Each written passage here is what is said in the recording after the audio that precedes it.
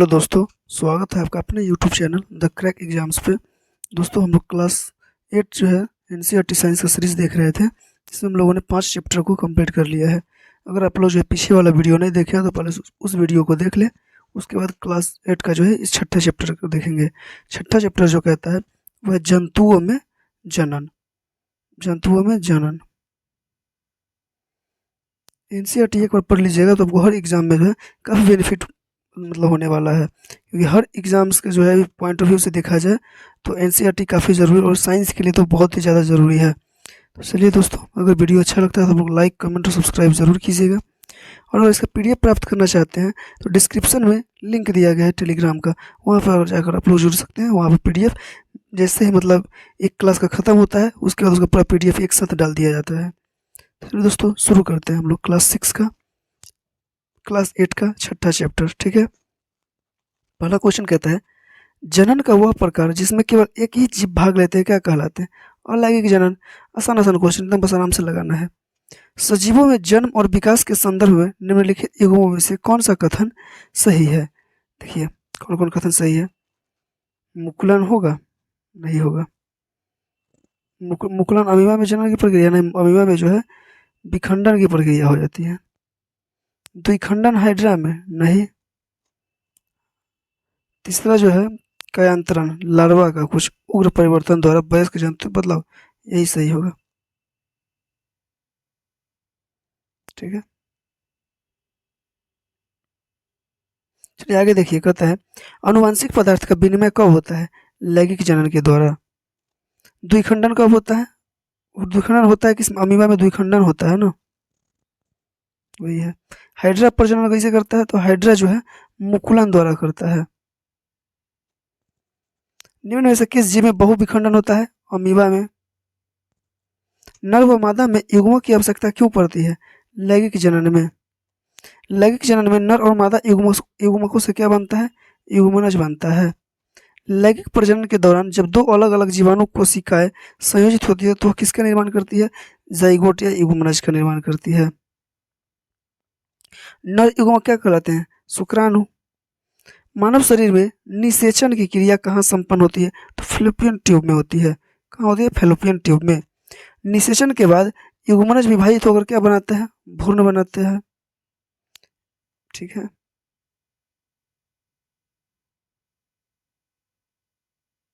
चलिए आगे देखिए। आगे कहता है निषेचन निषेचन के परिणाम स्वरूप किसका निर्माण होता है? युग्मनज का निर्माण होता है।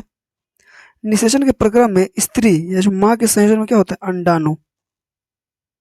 वह निषेचन जो मादा के शरीर के अंदर होता है क्या कहलाता है? आंतरिक निषेचन कहलाता है। मादा जननांग कौन सा है? गर्भाशय। शुक्राणु कैसे होते हैं? तो शुक्राणु जो बहुत सूक्ष्म होते हैं। मानव शरीर की सबसे छोटी कोशिका जो है शुक्राणु है, और महिला में बोला जाए तो अंडाणु है। ठीक है, बड़ी बड़ी बड़ी कोशिका जो है अंडाणु हो जाएगा महिला। कोशिका के सामान्य संघटक किसमें पाए जाते हैं? शुक्राणु में। निषेचन जो मादा के शरीर के अंदर होता है क्या कहलाता है? आंतरिक निषेचन कहलाता है। भ्रूण की वह अवस्था जिसमें सभी शारीरिक भागों की पहचान हो सके गर्भ कहलाती है। जंतुओं में जनन की कितनी विधियां होती है? 2। इनमें अंडप्रजक जंतु कौन से नहीं है? बिल्ली। बिल्ली अंडा थोड़ी देता है, बिल्ली से बच्चा देता है। जो जंतु सीधे ही शिशु को जन्म देते हैं उन्हें क्या कहते हैं? जरायुज कहते हैं। कोशिका के प्रत्येक भाग में क्या होता है? जनन होता है, केंद्रक होता है, खंडन होता है। मानव भ्रूण का रोपण कहाँ होता है? सीधा गर्भाशय में होगा।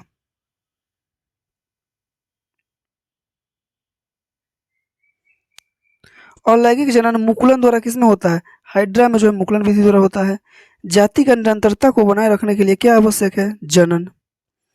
एक ही जनक नए जीव को जन्म देता है उसे क्या कहते हैं? अलैंगिक।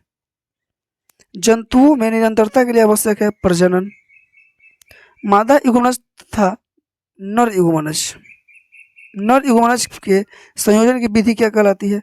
निषेचन कहलाती है। एक टैडपोल जिस प्रकार वयस्क होता है वह क्या है? कायांतरण। एक युग्मनज में पाए जाने वाले केंद्रकों की संख्या होती है 1। निम्नलिखित में से किसमें बाह्य निषेचन होता है? मेंढक में। मेंढक में किसका निषेचन होता है? बाह्य निषेचन होता है। आंतरिक निषेचन कहाँ होता है? मादा शरीर के अंदर।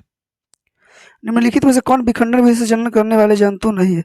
हाइड्रा विखंडन से नहीं करता। मुकुलन द्वारा जनन किसमें होता है? हाइड्रा में होता है। जो जंतु अपने जैसा शिशु को जन्म देते हैं उन्हें क्या कहते हैं? जरायुज कहते हैं। जैसे हम लोग हो जाएंगे, मतलब महिला लोग जो हम लोग को जन्म देती है ना, उसको जरायुज कहते हैं। मनुष्य में मादा युग्मक क्या कहलाता है? अंडाणु। सामान्य स्थितियों में बाह्य निषेचन किसमें होता है? मेढक में। भ्रूण पर निरंतरता विकास होता रहता है गर्भाशय में। आंतरिक निषेचन कहाँ होता है? किसमें होता है? मुर्गी में भी आंतरिक निषेचन होता है। चलिए, मुर्गी के अंडे को चूजा बनाने में लगभग कितने सप्ताह का समय लगता है? 3 सप्ताह का। मुकुलन द्वारा अलैंगिक जनन किसमें होता है? ईस्ट में होता है। हाइड्रा में मुकुल से नया जीव विकसित होता है, इसलिए इस प्रक्रिया में जनन को कहते हैं मुकुलन जनन कहते हैं। दोस्तों, हम लोग क्लास 8 का 6ठा चैप्टर कंप्लीट कर लिए हैं।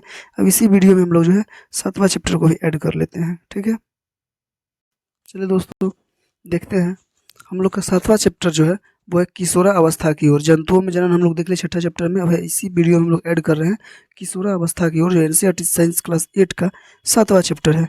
चलिए इसको देखते हैं आराम से, वन लाइनर। अगर आप लोग को ज़्यादा लंबे समय तक याद रखना है तो इससे पहले एक बार बुक को पढ़िए। बुक पढ़ने के बाद यहाँ पर वन लाइनर लगाइए, बहुत मजा आएगा। चलिए हम दोस्तों शुरू करते हैं। हार्मोन को सीधे रुधिर प्रवाह में निर्मोषित करने की कौन सी ग्रंथियां करती है? तो अंतःस्रावी ग्रंथि करती है। नालिका विहीन ग्रंथियां किसे कहते हैं? अंतःस्रावी ग्रंथियों को कहते हैं। लैंगिक हार्मोन का स्रावन किस ग्रंथि के द्वारा होता है? अंतःस्रावी ग्रंथि के द्वारा होता है। मादा हार्मोन कौन सा होता है? एस्ट्रोजन। और नर हार्मोन कौन सा होता है? टेस्टोस्टेरोन। कौन सा हार्मोन लरो और उरो हार्मोन कहलाता है? एड्रीनेलिन कहलाता है। किस हार्मोन में अंडवाहिनी के परिवर्धन को पूर्ण करता है? एस्ट्रोजन। कौन हार्मोन एस्ट्रोजन से सहयोग कर स्तन वृद्धि करने में सहायक होता है? तो प्रोजेस्टेरॉन जो होता है स्तन वृद्धि में सहायक होता है। एस्ट्रोजन स्रावित होता है अंडाशय द्वारा। पुरुषों में विरसन से मुख्यतः कौन हार्मोन स्रावित होता है? टेस्टेरोन।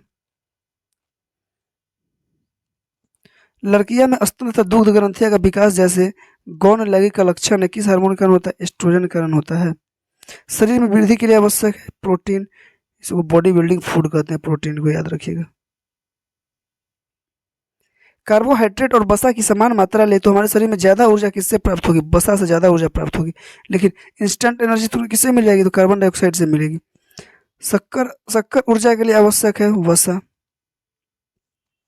स्त्रियों में कौन गुणसूत्र होते हैं? 44 प्लस एक्स हो गया ना, 46 वही होता है। और यहाँ पे वाई होता है तो पुरुष। चलिए आगे देखते हैं। पुरुष तथा स्त्री में ऑटोसोम की संख्या कितनी होती है? 44। और दो को जब बच जाता है एक्स एक्स और एक्स वाई, उसको हम लोग एलोसोम कहते हैं, एलोसोम। ठीक है, चलिए आगे देखते हैं। पुरुषों में कौन से गुणसूत्र होते हैं? 44 प्लस एक्स वाई होते हैं। स्त्री में गुणसूत्र होते हैं 2 एक्स होते हैं। पुरुष में गुणसूत्र होते हैं 1 एक्स तथा दूसरा वाई होता है।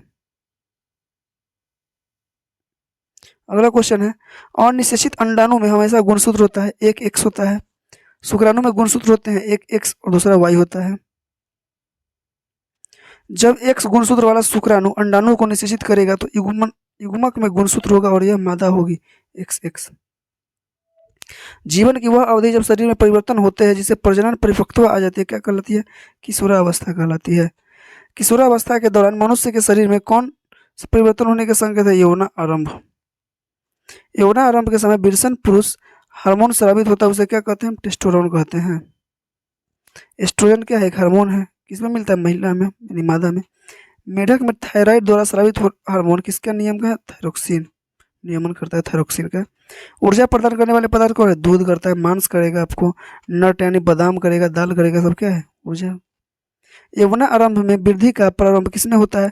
स्वर यंत्र और लैरिंग्स में, वही आवाज का भारी हो जाना। थायरोक्सिन के उत्पादन के लिए जल में किसकी उपस्थिति आवश्यक है? आयोडीन की। लोह प्रचुर खाद्य पदार्थ कौन सा है? तो पत्तेदार सब्जी, गुड़ और संतरा, आंवला। हार्मोन क्या रासायनिक पदार्थ है। शरीर में होने वाले परिवर्तन किसका प्रक्रिया का भाग है? वृद्धि का भाग है। संतुलित आहार का क्या अर्थ होता है? प्रोटीन, वसा, विटामिन, खनिज, कार्बोहाइड्रेट पर्याप्त मात्रा में। आयरन तत्व किसका निर्माण करता है? रुधिर का। मनुष्य की कोशिका में केंद्रक में कितने जोड़े गुणसूत्र पाए जाते हैं? 23 जोड़े। अपने आप में संतुलित भोजन कौन सा है? दूध। शिशु को किसके दूध संतुलित भोजन मिलता है माँ के दूध से। किशोर को क्या कहा जाता है? Tin agers. किस अवस्था में मनुष्य के शरीर में अनेक परिवर्तन आ जाते हैं? किशोरावस्था में आते हैं। चिप्स तथा पैक किया पदार्थ में पाया जाता है पोषक तत्व। जन्म लेने वाले शिशु के लिंग निर्धारण के लिए जिम्मेवार कोशिका की संरचना को कहते हैं? गुणसूत्र कहते हैं। HIV क्या है? HIV एक वायरस है। थायराइड एवं एड्रिनल ग्रंथि किसके द्वारा स्रावित होती है? पीयूष ग्रंथि के द्वारा स्रावित होती है। किशोरावस्था की उम्र 11 से 19 वर्ष। दोस्तों हम लोग जो है क्लास NCERT जो है 8वां क्लास का 7वां चैप्टर को हम लोगों ने कंप्लीट कर लिया है। अगर वीडियो आप लोग को अच्छा लगता है तो लाइक कमेंट और सब्सक्राइब जरूर कीजिएगा, ठीक है। और इसका PDF जो है डिस्क्रिप्शन में लिंक दिया गया, वहाँ से ज्वाइन कर लें, उसके बाद आपको PDF दे दिया जाएगा। चलिए तब तक आप सभी को जय हिंद, मिलते हैं अगले वीडियो में।